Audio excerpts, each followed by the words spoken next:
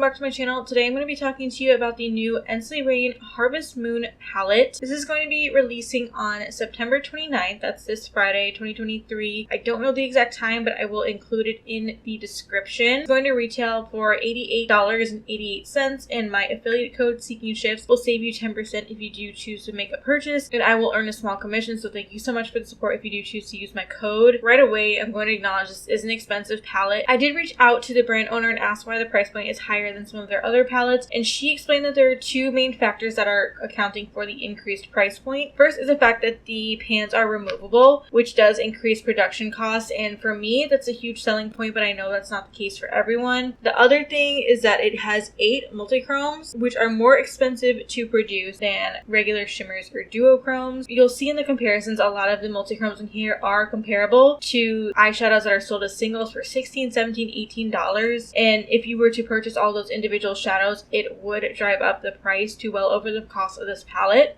And this isn't me trying to explain to you why you should buy this palette. I'm just giving you the facts and information so you can do what you will with it. I'll talk more towards the end of the video about my overall opinion about this palette and who I think it might be worth the investment for. Let's go ahead and get into the descriptions of the shades. I did 2 looks as well. So let's start by going over the mattes. I really love the tones of the mattes in this palette. They remind me a lot of the Viseart Dark Mattes palette, which is one of my favorites ever. They're very murky and grungy, and to me that makes them a lot more approachable. I also love that there is some depth. There are some mid-tone shades and some deepening shades. It's going to take me a little while to form a full opinion about the matte formula in this palette, but I will say I've created 4 looks using this palette now. Found the mattes to be enjoyable to work with so far. They blend out easily. They're pigmented, but not in a way that is intimidating to me, and they blended together nicely. I think you get a really nice assortment of these unique tones. So now let's get into the shimmers. The first shimmer in here is called Foliage. This is a multi-chrome, and it shifts from like a spicy orange to gold and maybe a little bit of green from a really harsh angle. But I think in most realistic settings, you'll just see the orange and gold. This has a sheer base, and it's a little bit textured, but it has a really shiny finish. I haven't used this on my eyes yet, but I can just tell from swatching it that it does smooth out really easily. The next shade is called Harvest Moon, and this is a really beautiful chocolate brown. It is a more flaky shade with a larger particle size, but in a swatch it did smooth out really easily, and I really love the tone of this. It's this like beautiful chocolate brown that shifts into like a more bronzy brown and even a little bit of gold. I think this is technically a duochrome. The next shade is called Corn Maze, and this is another one that looks brown in the pan, and when I saw these two next to each other I thought it would be way too similar to Harvest Moon, but this is actually more of an orangey bronzy brown that shifts to a gold and green. I really like the finish of this. It's very smooth, and it's a dupe to the shade Centaurus from Devinah, which I will compare later on in this video, but I like having it in this more smooth and shiny finish. This next shade is called Hunter's Moon, and this is one of the most unique shades in this palette. I really had absolutely nothing like in my collection that I could compare to this. Almost like ghostly purple in the pan with all these hollow flecks, but then when you apply it, it has a really hot pink shift from straight on, and then it shifts to orange, gold, and green. It's vibrant but also muted, really interesting shade. I did use this in one of the looks, but only on part of my eye. I really want to do a look with this all over. It's just like a simple look. Maybe I'll do a reel with one of these mattes in the outer corner and then this shade all over the lid, because I want to see what it's like when it has the whole surface area of my lid to shift on. But you'll see in the comparisons I really had nothing like this in my collection to compare. This next shade is called Equinox. This is another flaky one, and this is a beautiful cool tone brown. Really love the tone of this. I love that there are some spicy neutrals in this palette between Harvest Moon and Equinox and Corn Maze. This has the same texture and finish as Harvest Moon, so it has that larger particle size. It's flakier, but it smooths out really easily, and I don't really see a shift in this. I guess it goes from like a light silvery shift into like a neutral brown. Really beautiful. I had one similar shade, but not in the same texture or finish. Next shade is called Sparkling Cider. This is really interesting as well. It has a black base, and I see shifts from like pink to gold to green. It almost looks like if you put black eyeshadow down and then put an iridescent on top of it, if that makes sense. Like, it doesn't look like a traditional black base multichrome, but it looks like you have 2 eyeshadows swatched together. But it's really unique, and I feel like there are maybe some hollow flecks in here. It's hard to tell. Really don't have anything quite like this. The next shade in here is one of my absolute favorites in this palette. This is called Ghost Moon, and this is one of the black to red to gold shifting multichromes, but this is the most intensely shifting version of this shade I've ever seen. Like, it goes all the way from like a purpley black to red to a really, really intense gold. It is so shifty on the eyes. A lot of times with these types of shades, I feel like they're more of like a satiny finish, or they don't shift very much. They really stay in that black area, and you only see a little bit of red towards the edge. But this is like super shifty. I've already filmed a Reels tutorial with this and another shade in here, so I'll post that soon, but I'm really hype about this shade. The next shade is called Deciduous, and this is more of like a traditional black base multichrome. I don't know if it has a black base, but it reminds me of a traditional black base multichrome. It's one that's a little bit more easily dupable. I had 2 shades in my collection that were like pretty much spot on for this, but it's very smooth and reflective, and it shifts from a green to teal to blue. It's very vibrant and, like I said, very reflective, but not the most unique shade in this palette. Next shade is called Flannel, and this is another outstanding shade in this palette. Desaturated like olivey green, and it shifts from this pale olive gold to green to almost like a silver. It has that flaky formula, and it's a little bit on the grittier side, but it smooths out really, really nicely. And it has this beautiful sparkle to it. I used this in a look, and I loved how it looked on the eyes. I was a little bit nervous when I was applying it because of its slight grittiness, because I don't really like flaky eyeshadows that feel sharp or spiky. But this one smoothed out really, really nicely on the eyes, so it's not an issue for me. But if you're like completely against anything that has a little bit of a grittier texture, you may not be into this one. Next shade is called Sweater Weather. This is a muted purple that shifts to orange and gold. Again, it has that flakier texture, but it doesn't have the grittiness that I described in Flannel. It's more of a soft, flaky finish that smooths out nicely. I love these desaturated purples, and I feel like it compares so well with so many of the mattes in here. I feel like this color story is very well thought out, because even though there aren't that many mattes relative to the shimmers, each of the mattes really compare well with so many of these shimmers. Next shade is called Bougie. It's a hollow chrome, and it has, again, those hollow flecks, and it shifts from like a vibrant red to orange to gold. Another pretty unique one. I didn't have anything exactly like this, especially not with those hollow flecks. And I use this again in a look with Ghost Moon, and they paired so well together. If you end up picking up this palette, highly recommend using Bougie and Ghost Moon together in a look.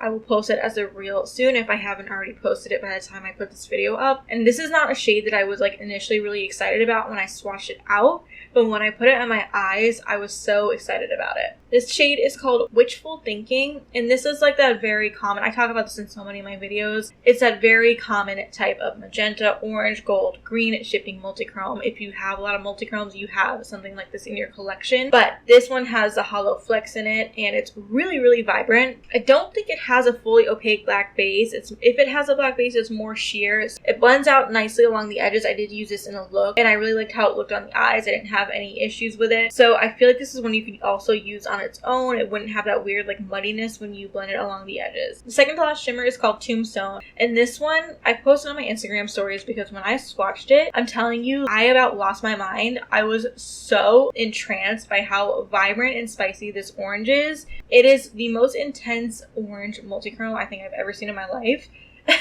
I had to slather it on my eyes immediately. It's this really, really fiery reddish orange from straight on, and then it shifts to like a warmer, lighter orange and then a gold. You can see that vibrant orange shift from space when I had it on my eyes, and I wore it all throughout the day, and it wore beautifully. It is a bit on the thinner side, so I did use a tacky base. I used Fear and a Pixie Epoxy when I applied it to help it adhere to my eyelid, and it looked incredible. I didn't have any issues applying it, but I do recommend using a tacky base to help it adhere a little bit better to your eyelid, especially if you have dry lid. And the last shimmer is called Forage. This is another really unique goldish olivey green. It's a similar texture and finish to the shade Flannel, but it's a lot warmer tone and more gold leaning. This is one that looked more green in the pan, but when I swatched it, it looked more like a gold. And again, I really didn't have anything quite like it in my collection. It did also feel a little bit on the gritty side like Flannel. If it's anything like Flannel in application, it will apply nicely on the eyes. But that's it for all these shades in this palette. Now I'm going to get into the 2 looks I did, and then I'll do some comparisons. For the first look, I'm starting with the shade Chili with a large blending brush, and I'm depositing it in my crease, starting with windshield wiper motions. I started with a really sheer layer. I used the Ulta Beauty eye primer, and I did not set it, so this blended out really nicely, and it builded upon itself beautifully. I am enjoying the matte so far. Then with whatever was left over on the brush, I brought it down into my lower lash line and just kind of like smoked it out. I went in with a smaller blending brush into the shade Phantom, and I started to put it on my outer corner. I started with one layer, just a little bit of product just to see what it applied like, and then I went in with the second layer, and in that layer I kind of went in with patting motions so that I could really build up the pigment.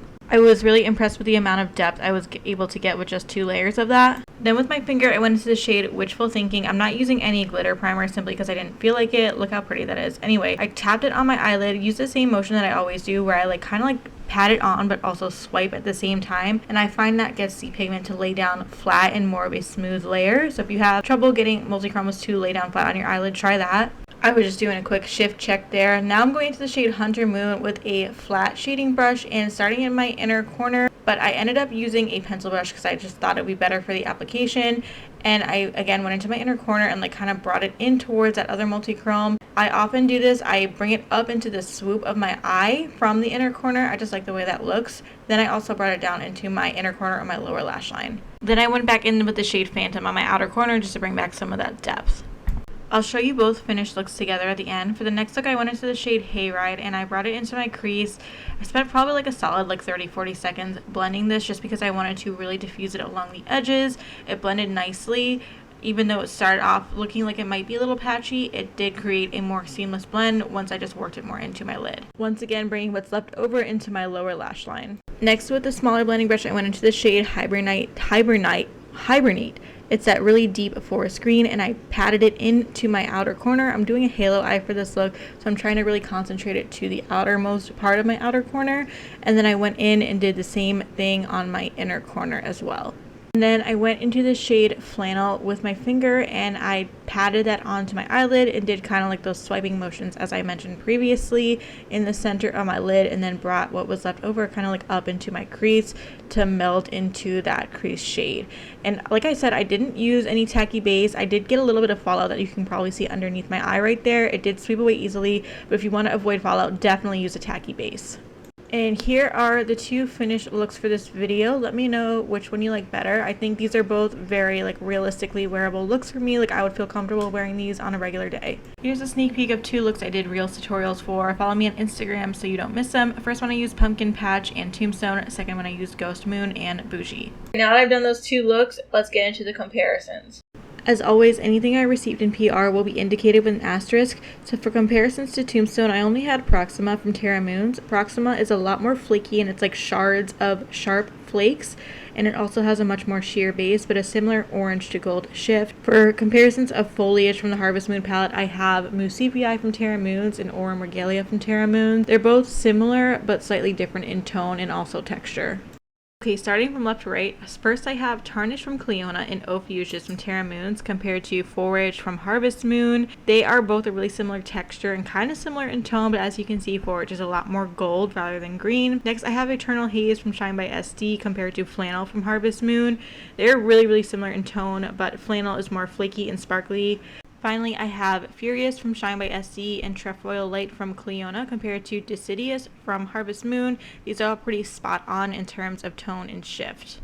Okay, for this group, starting from left to right, I have Mocha Twilight from Terra Moons compared to Equinox from Harvest Moon. These are similar. Equinox is slightly more warmer tone and has a larger particle size. Next, I have Sun Scorched, a discontinued Terra Moon shade, compared to Harvest Moon from Harvest Moon. Centaurus from Devinah compared to Corn Maze from Harvest Moon. Centaurus and Corn Maze are like pretty spot on, as you can see. Centaurus is just more of a sparkly finish and Corn Maze is more of a smooth, shiny finish.